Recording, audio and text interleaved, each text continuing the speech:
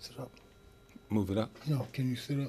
Yeah. It's a little thing in the Oh, chair. sit up high.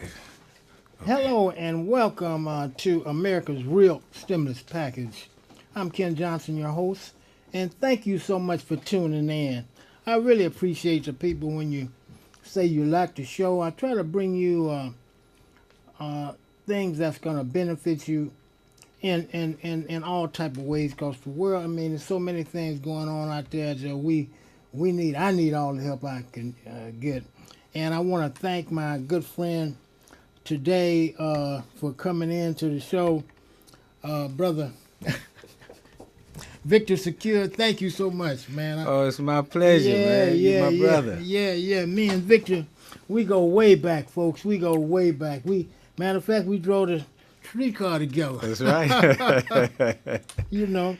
That was So many decades ago. yeah. So I tuned in last week, and I couldn't make it, but I saw the show, and I was really, I really enjoyed it, and I wanted to bring you back to get more involved with you about traveling, Yeah. cause I ain't did no traveling, man, and I want to do some, and I wanted to know what's the first thing I should think about. First thing you should think about is that you want to travel. And then decide on a place to go. Yeah. Or what you want to learn, and then let that select where you want to go. Oh, okay. Cause I was told that you need to learn the language before if you're going to a place, you really need to learn some of the language.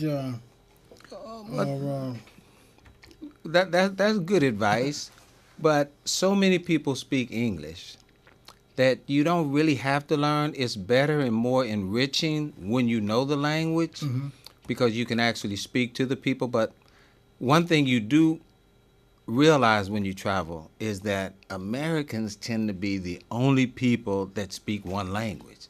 When you travel, you'll see that other people speak 2-3 languages, just natural curriculum. Dang, is that right? That's correct. Yeah, holy cow. And tell us about some of the places you've been, man. Well, it's been so many places. It's almost like what you want to know, and I tell you what country I learned it in. But traveling is good. Many aspects. The main reason I traveled was because I wanted to know.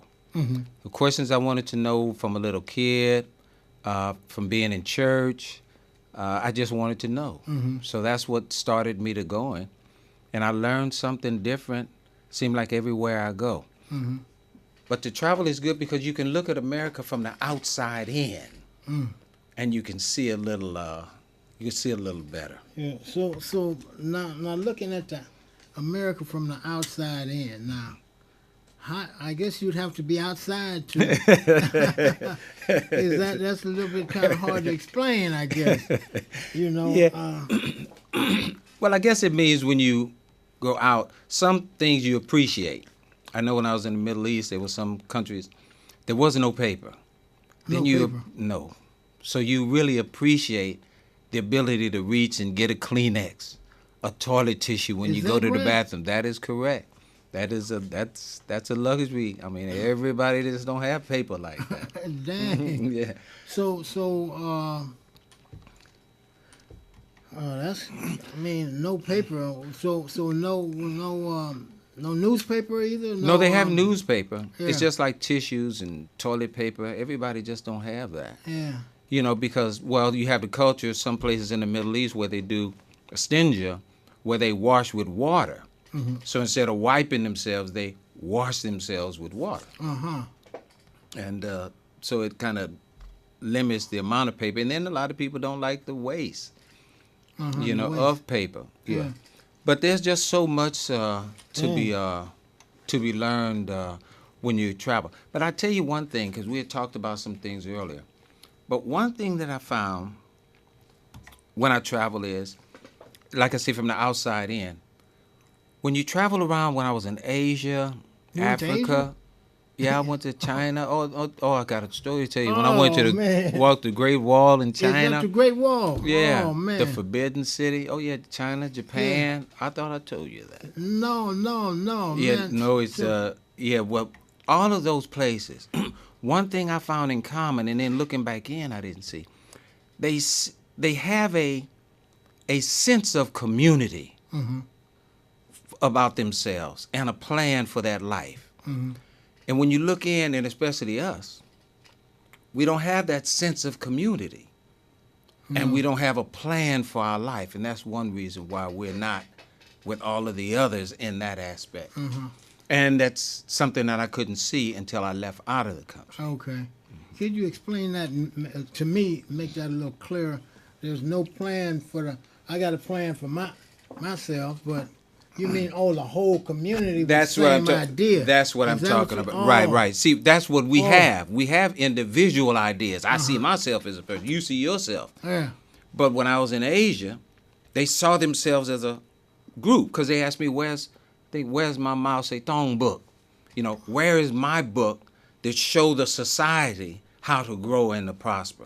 So they see themselves as a group. I can even tell you another story and make it even clearer. Depends on how much time I have. Well, we got time, but tell me about the what book is you said the what book Mao Zedong? Mao book? Zedong. What? Yeah, if I'm okay, no, I didn't know. I- Well, we should have learned this in history, but I believe it was Mao who ruled China and had a book, a red book, and in the book it was a plan for the life of the Chinese as a people. And I guess this is war, education, culture, that type of thing. Something like a Bible? To them, yes, it is, because they asked if our first president left us one, you know, a direction for the country, you know, that kind of thing. Okay. Yeah. Like buy from each other or something like that. Or, Right. And thinking about each other. On that same note, if I could go, Go ahead. my uncle is in Congress, local, but he went to China to drum up business for he was a councilman in a county in Los Angeles, poor county. Went to drum up business in China to invest here in California. Oh, you could do that? I didn't know. Yeah, yes, they did. Oh, yeah, when the presidents go out to these countries, they're Yeah. trying to work some kind of trade thing. They're not just going for pleasure. Yeah. They're going for business. Yeah. So he was able to get them to invest in the ghetto where he was. Dang. But what happened was he had to call them because they bought the old hotel that's been in our neighborhood vacant, the old store. So he had to tell them, wait a minute, who do you think gonna rent these places you buying them? Right. That's when he told them, he said, this hotel, that's for the Chinese. When we bring them over here, they'll have a place to stay.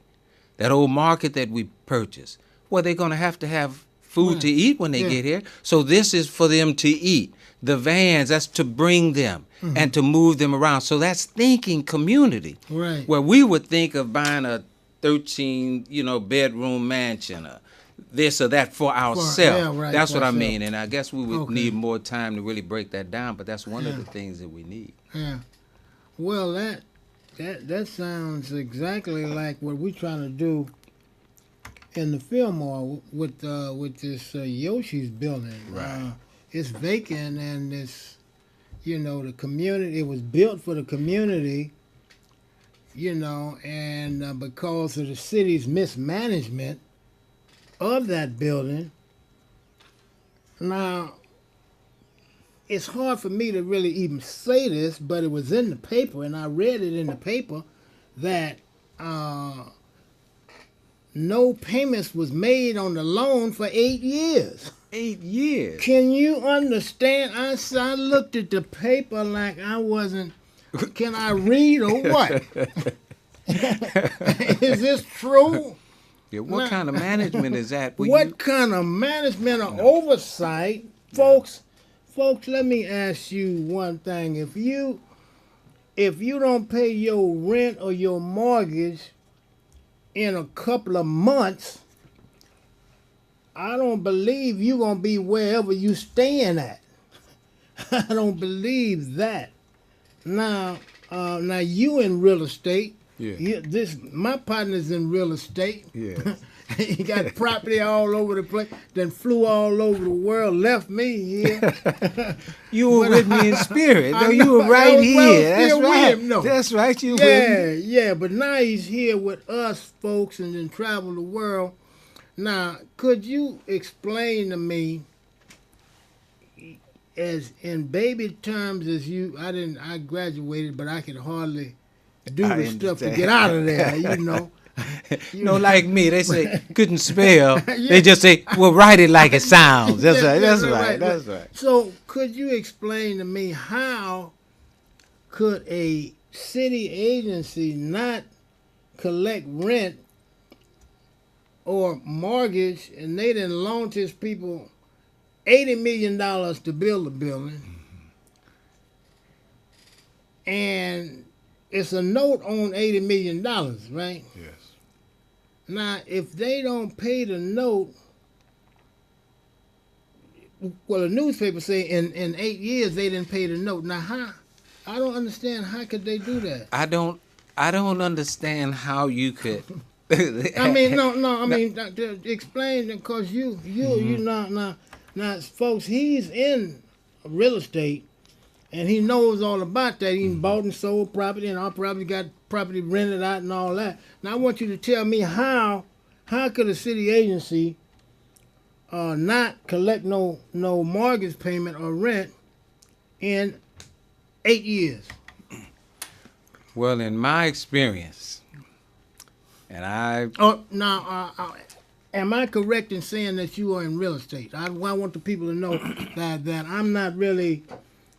I know he's in real estate, but I want him to tell you. Look right into that camera and Yes, tell him, are you in the real estate? okay, I am in the real estate. I've been a licensed California broker, Oh, broker. real estate broker since 1976, if I'm not mistaken. Dang. Graduated from San Francisco State University in business, then went back to City College and took the 2-year real estate certificate course. Then I went to Lumblow Real Estate School. It's Dang. no longer around. And then I took the California state test to become a broker in the late 1970s. Yeah. But now, I don't know how you could let someone go for 8 years without making a payment unless you work something out with them. And I don't know how you could work something out with someone and especially lose the building. I don't understand that. I couldn't even speculate as to how you could get away without paying rent for 8 years, especially on something like that amount of money. Yeah. Now, folks, what we were talking about, I'm gonna name it. It's the used to be called Yoshi's. It's now called the Edition. And now, also, what happened with this is when Yoshi's closed, folks, it was a new owner that came in. He built the building. I knew the guy, Michael Johnson, and he tried to run it. But he's a builder. He builds buildings. He's an architect, and he builds buildings all over the place. But he liked his design so much he wanted to hold on to it, I guess, but he couldn't. And then the city, now somehow way he lost the building. So what I'm puzzled and what I want to know is, why wasn't it a department, a city department, that was responsible for collecting the money for 8 years, and why didn't they collect it? It seems to me that that's the fault right there. And then recently I was at a board of supervisors meeting, and supervisor Aaron Peskin asked one of the city leaders, one of the city heads. He said, "You mean to tell me city department heads don't meet?" Mm-hmm. Now, that's probably what the problem was right there. City department heads not meeting, not knowing what nobody is doing. How can they make so much money and don't meet? I mean, folks, see, this really got me all upset and really fired up. You're gonna be hearing a lot about this, because I'm gonna try to get the people together to, oppose them selling the building. Now the building, check this out. Now the building was built to revitalize the Fillmore community because for decades the city has lied to the people and betrayed the people, and it was torn down and left vacant for so long. Now they built that building to help revitalize the community, and then don't collect no rent on the building. Now they want to sell the building. And to get the building was built for $8 million. Now they want to sell it for $6 million. So that's their. It was more than 8 million, wasn't it?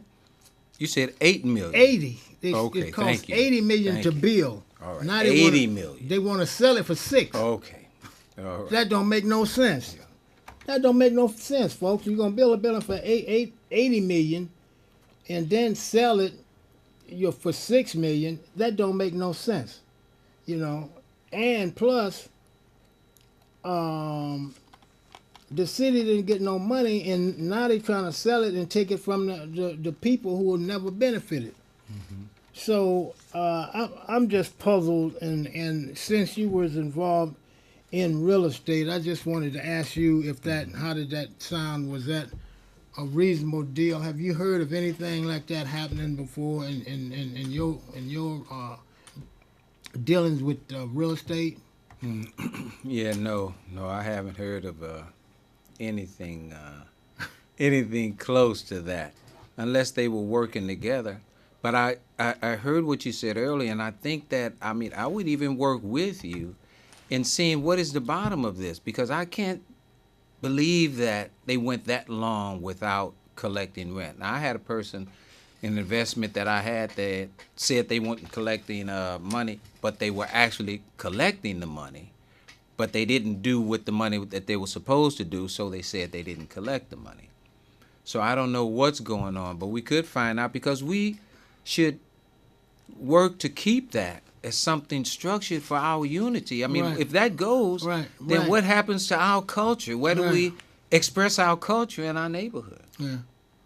Well, I agree, and I'm happy that you willing to work with me. Now, also in this newspaper article, what it said is that the building was making $8 million a year at one time. Mm-hmm. And during that time, it seemed to me that they would have been collecting some of their money while they're making making money, but right. It just seemed like it was mismanaged. Yes. Or something. I got to really find out a lot more about this here.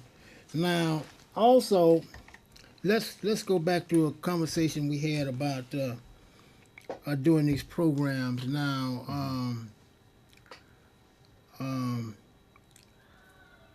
I try to bring the public, my viewing audience, information that can really help them. Yeah. And I like what you said about this red book, about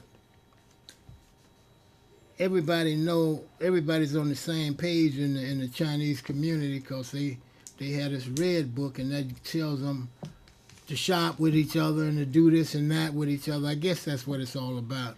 Right. How you pull your community together to work with you. How you live with each other and grow and progress with each other. Uh-huh. Yeah. And other places have the same. We could do the same. Mm-hmm. And we could do the same. Mm-hmm. So what would be the first thing we would do? I guess get together and write up some. Well, if we were talking about us as a people. Yeah. To start it. Everybody ain't gonna jump on board. Okay. I think to start, some of the things that I think are needed, one is something structured. Something structured for our unity. Mm-hmm. Then we need a sense of community. We have to at least think it, mm-hmm. but it's so many of us don't want to be with each other that we don't even think about being a group. And with that sense of community, then come up with a plan. Now, can I say something on that? The reason it is so important that we come together, and then our leaders should be talking more about us loving each other and respecting each other so that we can work together. Because a wise man, I forget where I was, said we'll never make it until we work together as a community, till we see ourselves as a community. And then if we can look at where we are now, we have descendants of ex-slaves that are worth millions of dollars. We have descendants of ex-slaves that are worth hundreds of millions of dollars. Descendants of ex-slaves that are worth billions of dollars. Even a descendant of ex-slave that was president of the United States. Yes. But what was they still? He was just a in with $100 million. And how they did our President Obama, he was just a in president. So you see, so as a people, we weren't there. But individually, we made it. But you kind of see what I'm saying? So we have to see ourselves as a group. Because they didn't put us down as individuals. They put us down as a group. Yeah. So we have to rise up as a group. And that's not asking us to do something that no one else has done. Every other people respect themselves and work together with themselves. But then there's a lot of reasons why that's not happening as well. Which we shouldn't man, cause. time done flew already, man. It's almost, folks, time done flew already now. So maybe this edition, I mean, so Yoshi's could be the rallying point for us to pull together, because that would be something that we all could come together to build on, to make that into something that'll unify us, that we all could use. You got about, no, you ain't got no, folks, we got to end right now because we got a couple of seconds. Thank you so much. No, it's my pleasure. It's my pleasure. Thank you so much. Thank you very much for watching, folks, and I'll be right back here this coming Tuesday, so tune in. Goodbye. How do we know?